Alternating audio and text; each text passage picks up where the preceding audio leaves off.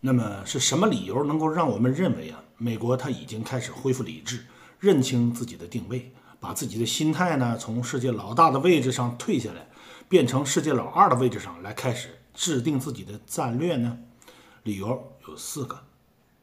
首先，军事对抗它已经没有机会了。当中国的造船业产能占比达到全世界70%以上的时候，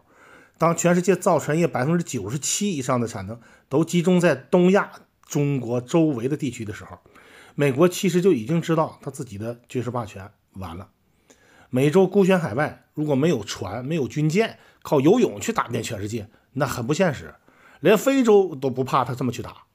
而当中国的6代机像溜达机一样叽叽喳喳满天乱飞的时候，美国连最后一点念想都消失了。因为军备竞赛它玩不起了，它不但是产能跟不上的问题，也不但是造价太昂贵的问题，也不但是原材料被中国卡脖子的问题，现在连军工技术的水平也已经落在了中国的后边了。所以跟东某大之间开战打热战肯定是不行的。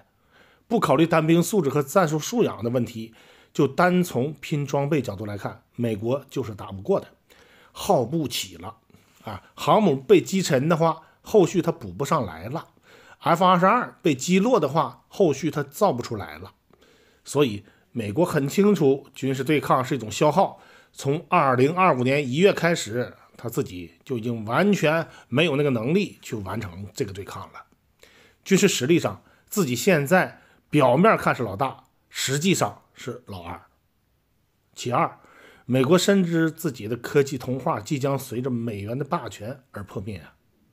此话怎讲？因为美国知道自己家的科技童话那是用中文书写的。数据显示，美国目前的科技产业核心技术大部分都掌握在华裔手里。举例子说明吧，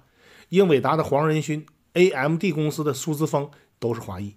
这其实还不算可怕。像微软公司的核心团队 OpenAI 核心团队的成员当中，有1半都是中国人。这种掌握核心技术、掌握核心能力的人才更可怕。像谷歌和马斯克的手下的公司也是完全一样的状态。而最可怕的是，如今美国高校的科技相关专业到处充斥着中国人和华裔而这些华裔偏偏都是这些专业素质最顶尖的人才。美国科技界每个人都知道科技团队里没有中国人就不可能成功。前2天我看了一个很有意思的段子，说美国硅谷的科技投资人在看到了一个创业团队人员名单的时候，发现这个名单里面没有中国人的那种类型的名字，就向团队的负责人提出疑问了，说你们团队里面一个中国人都没有，谁来给你们干活呢？你这个团队我不能投。这就是美国科技界的一个真实写照。这件事它背后的一个可怕逻辑就是当美国科技投资者无法让中国人和华裔在美国赚到钱，那当这些中国的和中国血统的人没有办法获得充足的优越感的时候，美国科技童话的写手们就会离开美国了。他们会回到更容易赚钱、生活更舒适的安全的环境当中去，而中国无疑就是这个选择。这一切只需要美元崩溃这一条就够了，仅此而已其三，美国民众的人口素质太差，已经不具备制造业回流的条件了，这是明摆着的。像高大上的高科技，美国保不住，那么稍微低端一点的制造业搞一搞，完成制造业回流总可以吧？嘿嘿，不好意思，不可以。因为美国人口的基本素质表明了，他们不适合操作现在这个档次的工业制造业设备了。操作这些设备需要具备一定的数理化知识，这些需要中国初中数学水平以上的知识水平。在美国，即使是很多的大学生，即使他毕业了，也是不具备这种数学能力的。这个事实赤裸裸的就摆在美国面前，美国人无力反驳，无力去应对。因为美国的快乐教育和枯燥费脑的数学知识它完全是不兼容的，而且美国大学文科专业的数学考试难度也是相当的包容。对普通美国人而言，38加26等于几？为什么要用脑子去算用计算器算就可以了。就这样的数理化水平根本承载不起它现代制造业的一个能力。其次呢，舆论霸权的基础条件也已经丧失了，愚民政策难以为继，尤其是外部世界的态度整个发生了变化了，甚至连欧洲人和犹太人的态度也对美国发生了重大变化。美国人发现了靠舆论工具的垄断来给民众洗脑的方法已经是坚持不下去了。民众可以被欺骗，但不是他们真的傻。当自媒体出现不一样的声音，出现他以前没看到的事实的时候，原本单纯的认知就会被打破。但认知是非常可怕的东西啊，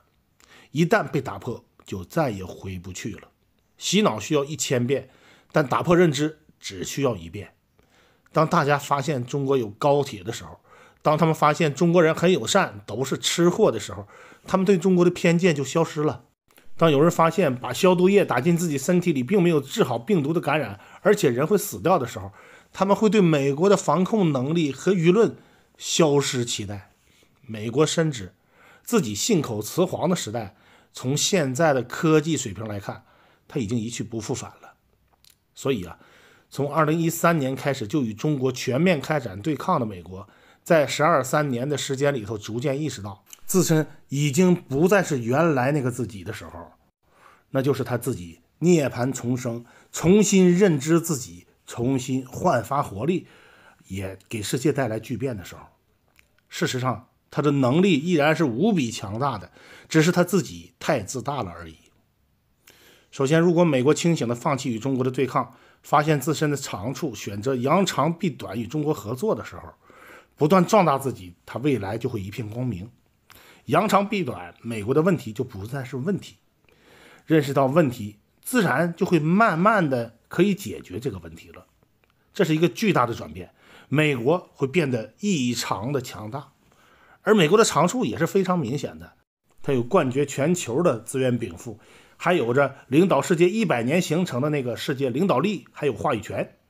仍然有现存的科技优势和孤悬海外、远离世界暴乱中心的地理优势，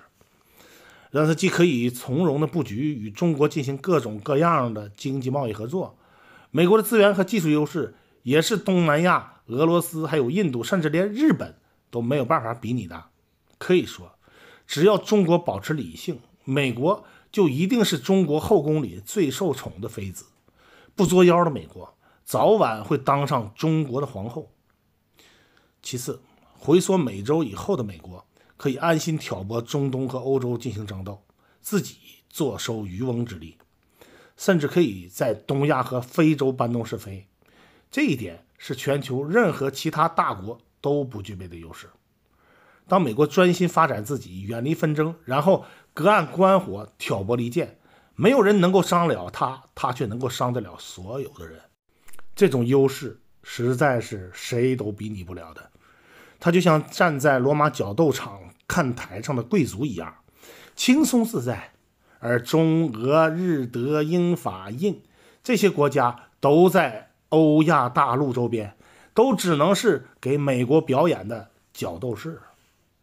第三，从历史上来看，美国是一个从来都没有经历过衰落过程的国家。美国的人生现在只经历过上升期，没有经历过衰落期，所以美国的国家人生一直都是不太完整的，完全是一个幼稚的孩子，从来没有长大过。从国家性格上来看，他甚至不如俄罗斯，不如德国，不如日本，不如土耳其和伊朗，甚至都不如越南。性格决定命运，国家性格决定国家命运。如果美国这一次能够清醒地认识到自己的问题，能够找到如何当好世界2把手的办法的话，那么美国无疑将从一个幼稚的选手蜕变成一个强大的、充满活力的年轻人。这个国家就会真正的变成中国最强大的竞争对手，没有之一。所以永远不要小瞧美国，它曾经是世界的领导者，未来也必然是中国最强大的竞争对手，在相当长的时间内，它一定一直都是。